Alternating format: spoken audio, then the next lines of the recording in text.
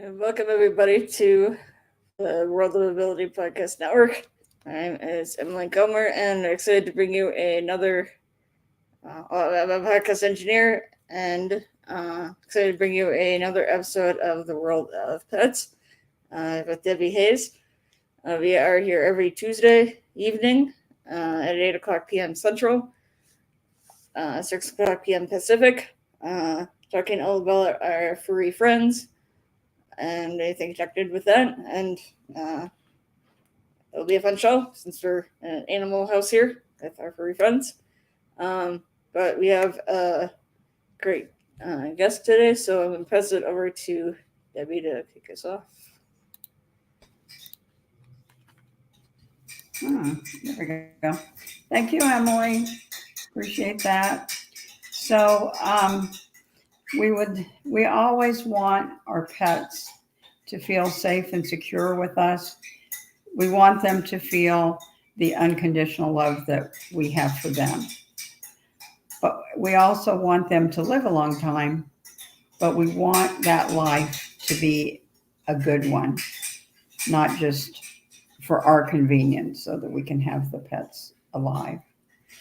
So we feel that we have found something that is beneficial in that regard.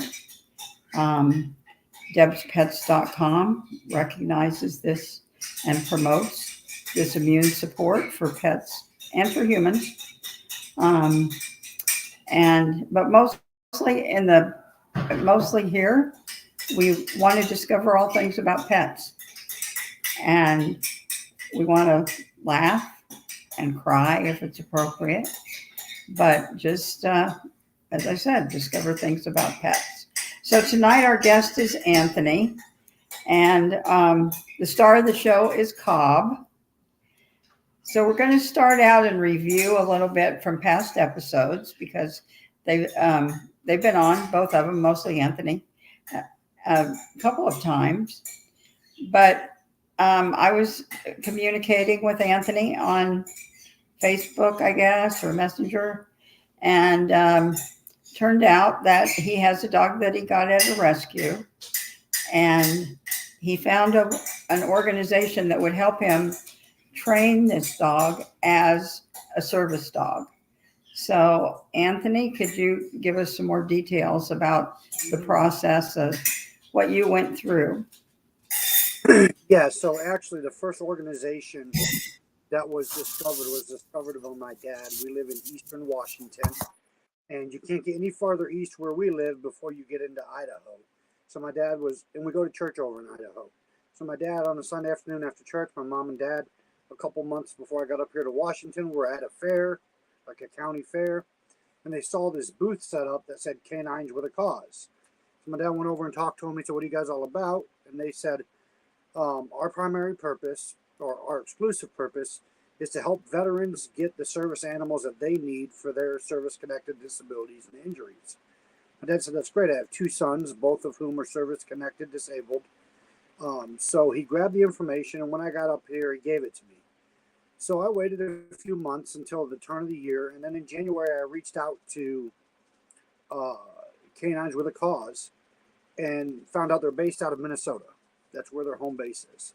So after talking with them and having a phone conversation, and they were very, very responsive. I sent them an email, and less than 24 hours later, they were on the phone with me. So they were very, very responsive at Canines with a Cause.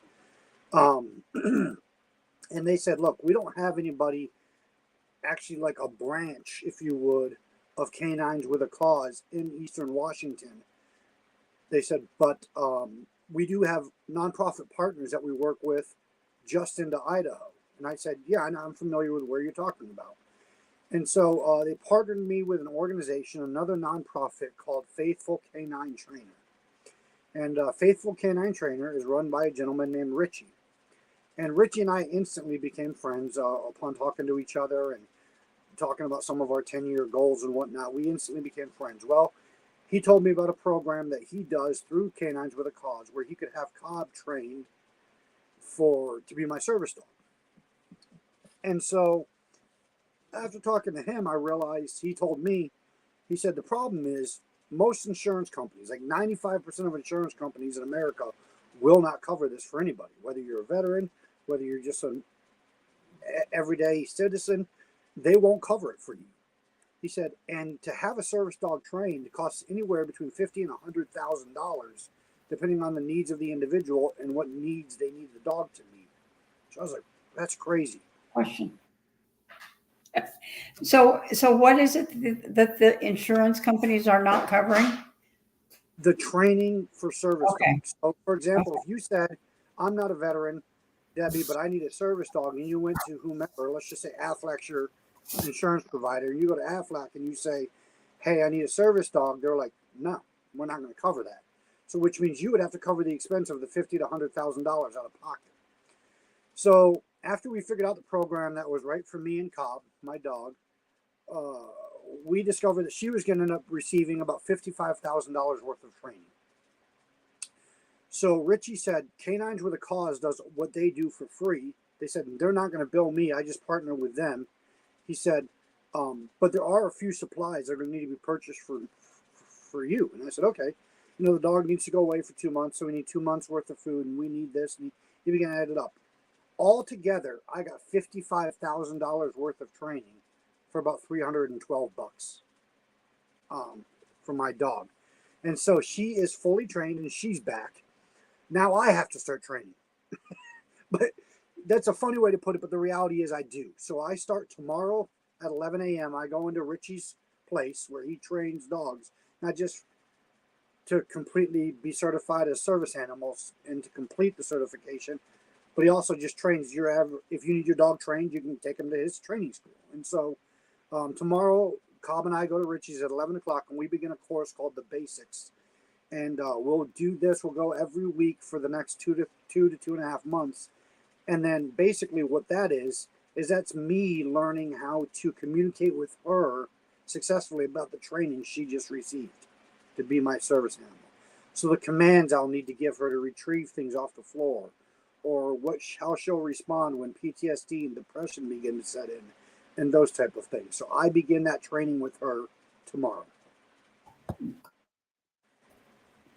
Can we back up just a little bit? Yeah. And so that you can tell people why you told me that Cobb was going to jail for 2 months? Because I just thought when you first texted that, I just thought you meant that Cobb was going to be out of commission because he was going to be was going to be someplace to be trained. Well, she was going to be someplace to be trained. And that place was?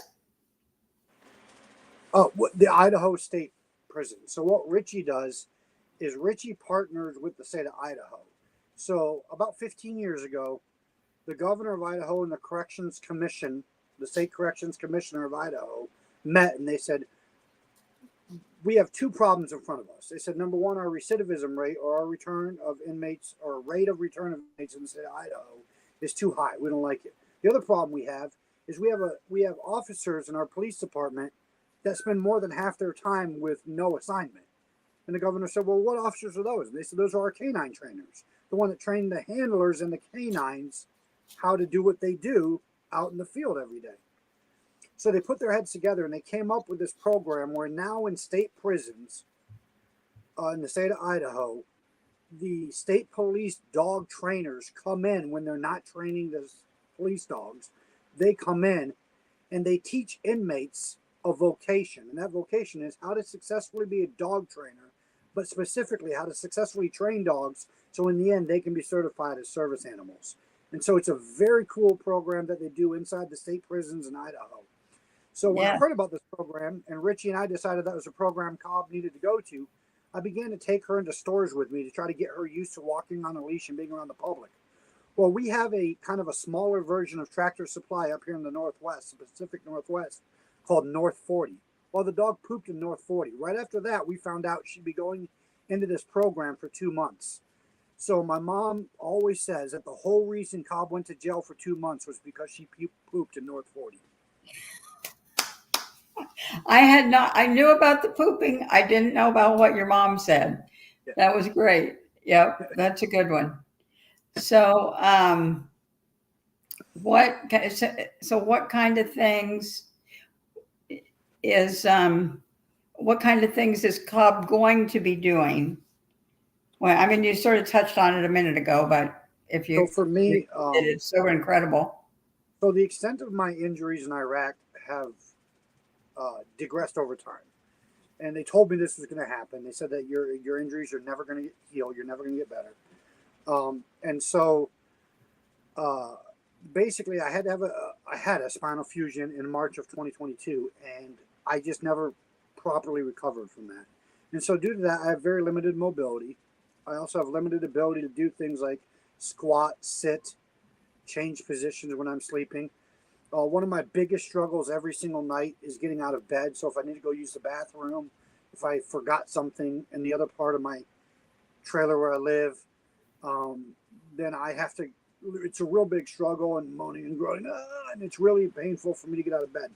So Cobb will be trained to retrieve all of those things. She'll be trained to retrieve my cane. My canes all have a strap on them. So if a cane's on the ground and it fell over, I have very limited ability to bend over and pick those kind of things up. So she'll be able to literally grab the string. And you saw in the video that you're going to see in a minute, when I go up, she comes up and hands me whatever's in her mouth. So she'll pick it up. She'll pick up the string, and then I'll go up, and she'll come up right where all I have to do is put my arms down to retrieve that item, and I'll be able to retrieve it. And so same thing with my pills. I have these little, let me show you. Hold on a second. I have one right here, I believe. I don't have it right here. Oh, I do. I have these little black satchels that I carry my pills around with when I'm not home every day. And these have a string on them. So it's a drawstring, and it closes as a satchel. And if I drop this, Cobb will be able to pick up the string and the satchel. I'll say up, and she'll hand it to me. So I'll be able to have my pills. That's great. Very good. So, Emily, do you want to start the video so that we can see how well Cobb responded to his training while he was in jail? I mean, I'm sorry, Emily. Sit. Cobb, sit. Hey, look at me. Sit. Stay. You stay. Stay. Come here. Good girl. Good girl. Sit. Good girl. Good girl. Cobb. Cobb. Up. Good girl. Good girl. Down. Hey, Cobb. Come here. Sit. Good girl. Are you ready? Let's go for a walk. Come on. Let's go. Stay with me. Okay, you can go. Okay, you can go. Are you ready? Let's go. Come on. Stay with me. Stay with me. Cobb, heel. Sit. Sit. Good girl. Good girl. That's it. Excellent. He's doing really well. Yeah, she is. She's doing really, really well with all the commands. And So let me ask you one thing. So you told her to walk, and she walked alongside you, and then you told her she could go on. Is that the way I heard you correctly? yeah. Yes. But she really didn't. I mean, she went for a couple of steps, and then Right. is that what she's supposed to be doing? Well, yes. Well, no. Here's the thing. Is they literally, it's very cool. It's kind of like the same thing with a police canine. When they train these dogs when they're on duty, they respond to things different ways. When they're off duty, they respond to commands different ways. So when she's off duty, in other words, she doesn't have the vest on, she's not actually working. I didn't put the vest there on her, but because of the commands and the pace at which I was giving the commands, she felt like she was working. And so, but when she's not working, if I'm just playing fetch with her, or we're just going every night, part of my rehab and therapy, I try to go for a walk just around part of our ranch here. And so if I'm just going for the walk normal, and she's walking right next to me, and I say, Cobb, you can go, she'll take off running. She'll just sprint all over the place. But because she felt like she was on duty and working, when I said you could go, she just kind of ventured off a little bit, looking around, and then immediately she realized, I got to come right back to him. And I love that. But at the same time, not off duty. And I'll try to get some videos sent to you guys of her just when she's not on duty, when she's playful and out just rest. My mom's got a little 6-month-old Chihuahua, and when they're playing together and doing all this other stuff. So she Oh, really yeah, you did is send me. still.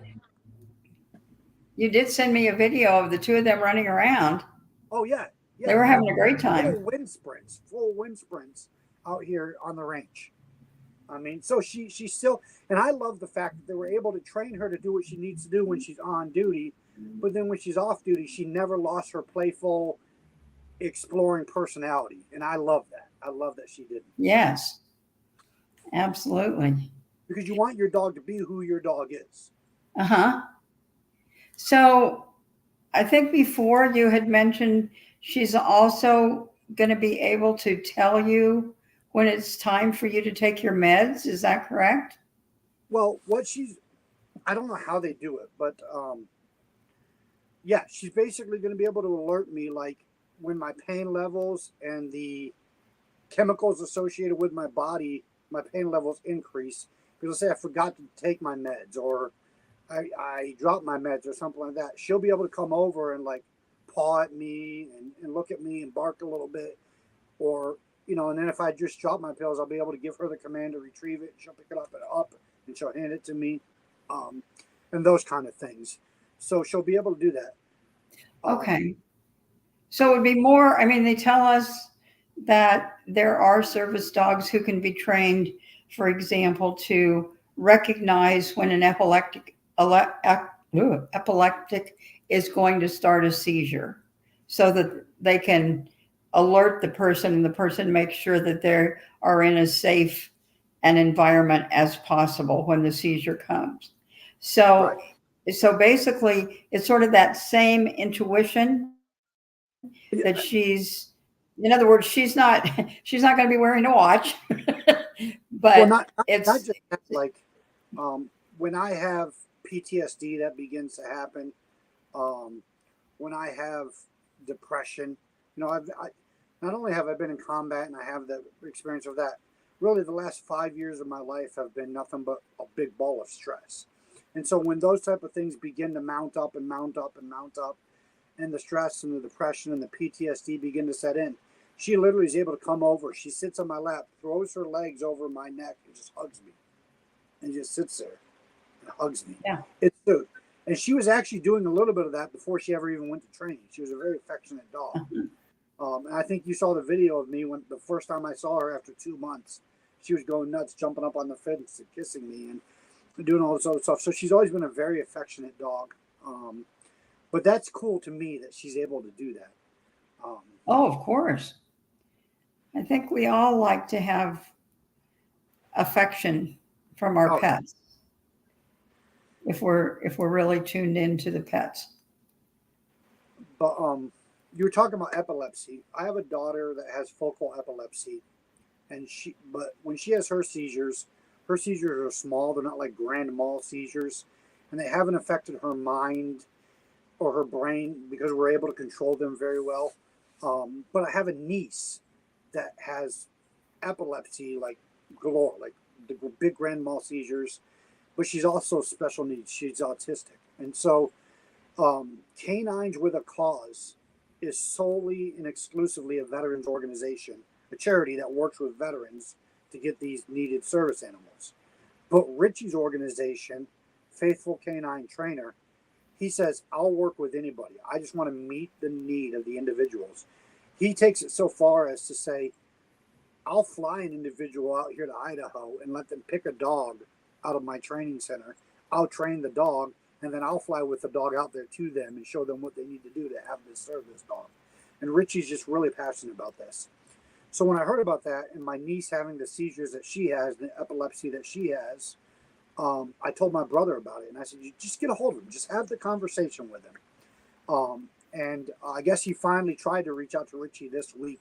But Richie told me, he said, man, I'll bring your brother and his daughter out here, see if she connects with a dog. We'll get the dog fully trained. Then I'll fly the dog and me out to North Carolina. And if I got to spend 2 weeks out there working with him, we'll spend 2 weeks out there working with him. And so he's just really passionate about what he does. And he would be willing to do all of that basically at no cost to my brother. And so Richie's just really passionate about it. And I appreciate that about him. Oh, of course. So is he basically that organization? Is it really just him? He is in Coeur d'Alene, Idaho. Okay, and he is not associated with canines for a cause other than Right. because they don't have a branch in Eastern Washington. They use him in Idaho. It's all kind of one area. It's kind of like Kansas City, where it's in both Missouri and Kansas. That's kind of like what this is. It's kind of like a combined area over here, Eastern Washington and North Idaho. And so he's over there. His organization, yes, he's the founder, CEO, and president. He has 2 or 3 of his family members that are certified dog trainers as well. Oh, okay. That's what I meant. Yeah, Was he the only one for that organization that does anything? But you're saying that he does have some other people. Right. He has one admin, the lady that works the front desk, answers the emails, makes the phone calls. And then he has him, and I believe it's his nephew, Angel, that is one of the trainers. And then there's one other person that's somehow related to him, and I haven't met that individual yet, that works within the organization. So I know that there's at least, counting Richie, there's at least the 3 trainers and the 1 admin that work within Faithful Canine Trainer. Yeah. Wow. That is an unbelievable organization. That's really great. So other than the dog food, and when I tell people that, I always laugh because I'd say, they want him to bring dog food. Do they think he was going to starve him to death? Starve her to death? Right. Yeah, he exactly. stayed home for those 2 months? So that's really not, you really can't even count that as an expense for the training. No, because no. you would have, because obviously you would have been supplying the food anyway.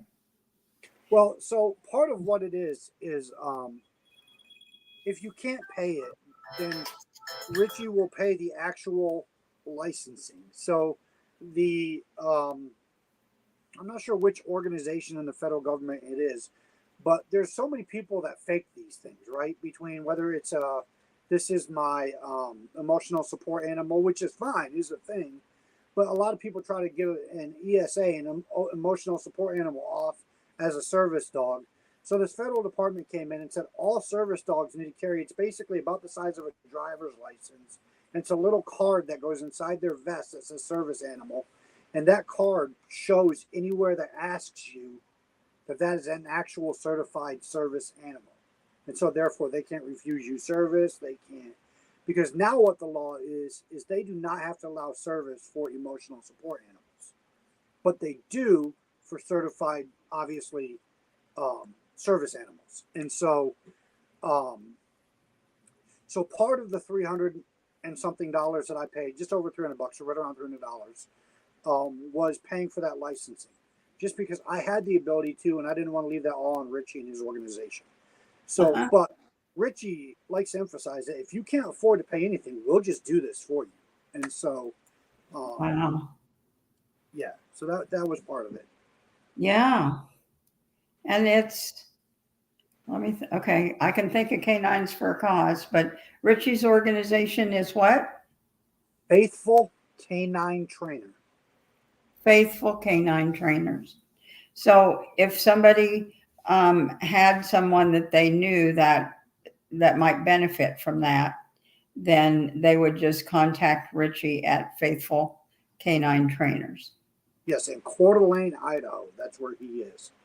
And then if the dog needed other training, then he could take the initiative to get the pet or the service dog to be hooked up with the penitentiary system. I guess he could. Yeah, I'm not exactly sure how all of it works, but I just know that he'll talk to anybody about it, and he's very passionate about this, and he'll do everything he can to help anybody. He loves working with veterans, but his thing is it's more than just veterans that are in need, and so he'll work with anybody. So then when you're in your process, did you talk to the penitentiary, or did Rick? I had zero communication with the trainer, the state police trainers, or the inmate that was training Cobb. Richie did all the communicating with him. So all the updates came from Richie and his team, and they were the ones doing the communicating with that program. Okay. Every 2 weeks, they sent me email updates. Richie did. But he would get the email from them, he would review it, and then he would send it to me.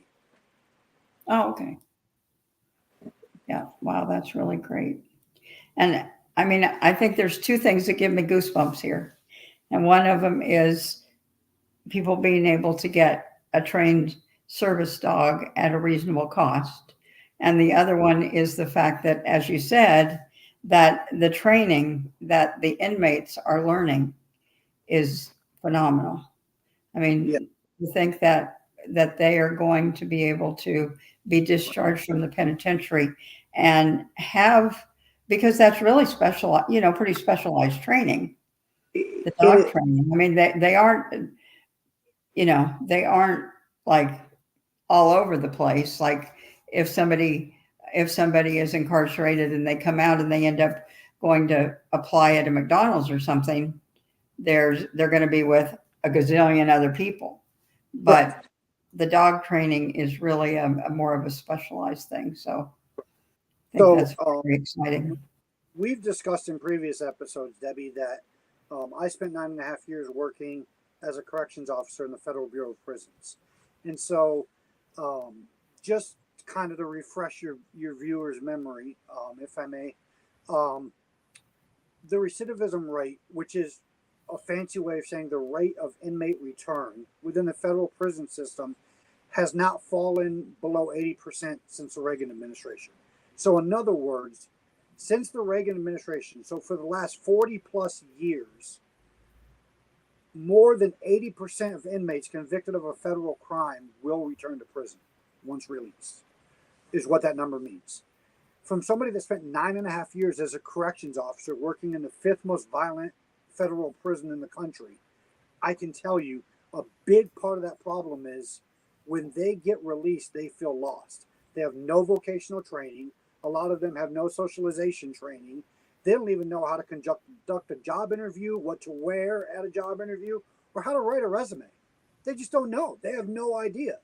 So we're literally taking people that have spent, let's say, the majority of their adult life in prison. They've served their time. It's time for them to be reintegrated back into society to see if they can live successfully as a citizen. And you're basically pushing them out the door and going, good luck, bye, don't come back. Yeah. And so the fact that the state of Idaho said this is a problem and we want to do what we can to fix this within the state, my hat goes off to the state of Idaho. I think that's an incredible, incredible thing. Yes. And Anthony, I've mentioned this program on the show several times when you were not on here, and people have said, somebody said, oh, I think Arizona has a program like that. But I'm like thinking, okay, well, maybe they do, but if they do, you would think we would know about it. If they do, it's within their state system. And I don't know anything about the Arizona State Corrections because I worked for the federal prison system. So they're two separate systems. So it is possible. I could do some research and try to find that out, but I've never heard of that in any other place I've lived. And I've lived in 9 different states. I've never heard of that between my military service and just in my adult life. I've lived in 9 different states. I've never heard of that in any other place. So. Yeah, it's a phenomenal thing. It really is great.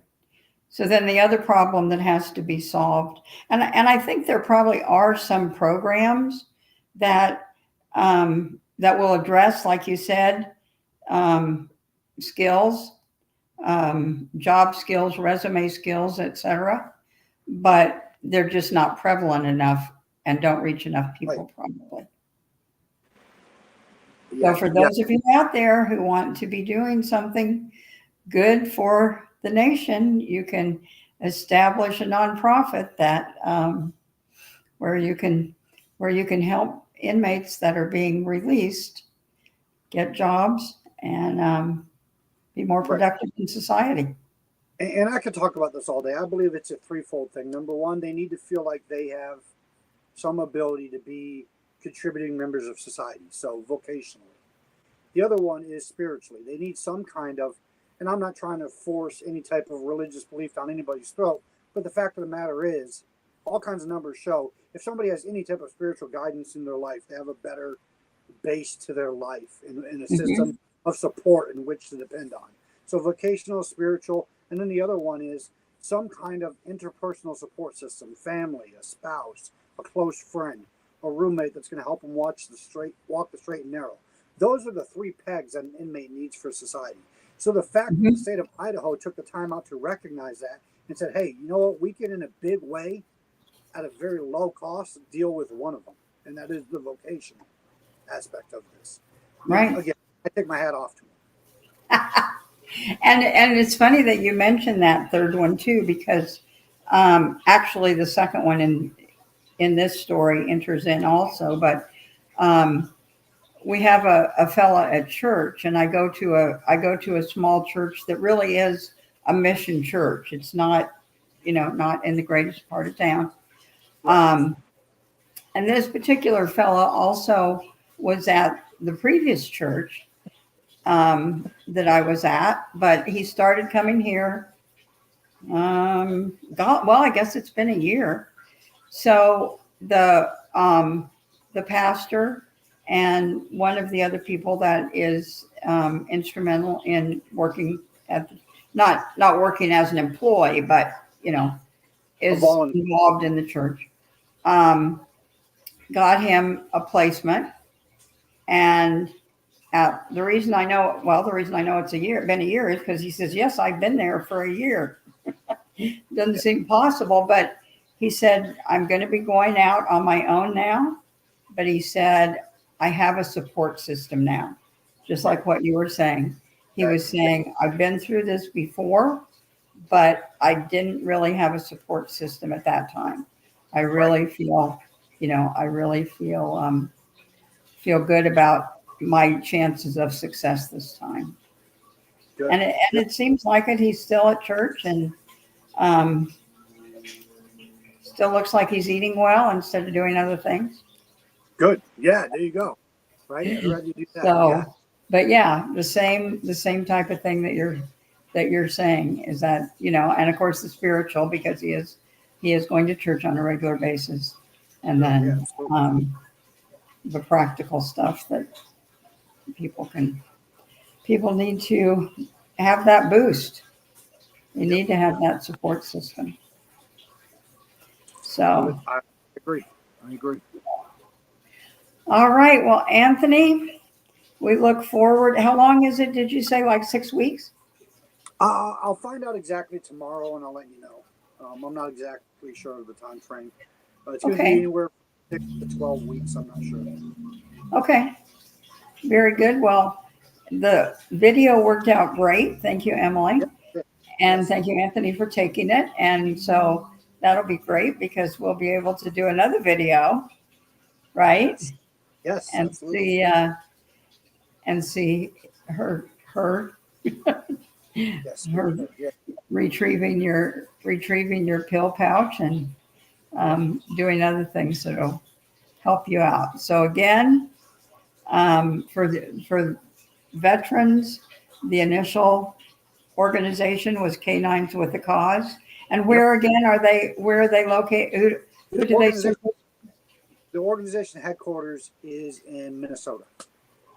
Okay, and then so do they branch out over the U.S. any place that they have a trainer? Yeah, I'm not that's associated with Canines for a Cause. Personally, if they don't have like one of their branches there, then they do what they did in my situation and reach out to another nonprofit. Okay, but that is only for service people. Correct. Just to be clear, only for veterans. Yep. So then if you have either veterans having an issue or someone else having some kind of a medical issue that they need the service animal, then they can go to Richie in Coeur d'Alene. Why do I keep having a mental block for the name of his organization? Faithful Canine Training. Yeah. Faithful Canine Friends. So that's great.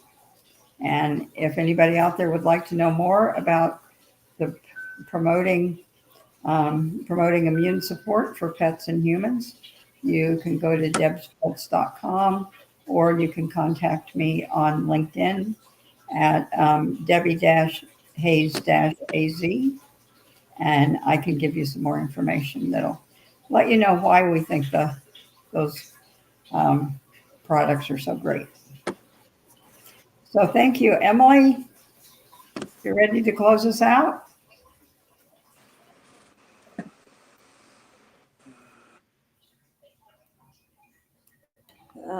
So again, thank you, Anthony and Kev, for coming on today.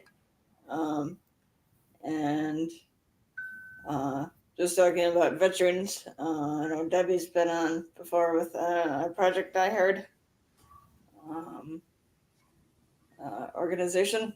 It's about helping veterans. And one thing is that they're having an event coming up on July 26th. That I believe they're having like a couple Congress people coming down and checking out the place and so on. So if anybody is in the area in Illinois, Marion, Illinois, to join them, be appreciated. But thank you and thank you for coming on today. We are here every. So that location is in Illinois. The actual facility is in Paducah, Kentucky, right? Headquarters is in Kentucky. The other Is that correct?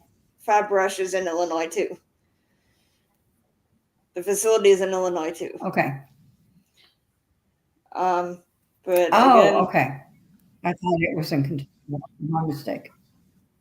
But again, World of Pets. It's here every Tuesday at 8:00 p.m. Central. And encourage everybody to join us. But again, hope everybody has a safe and productive week and to stay happy. All right. Thank you, everybody.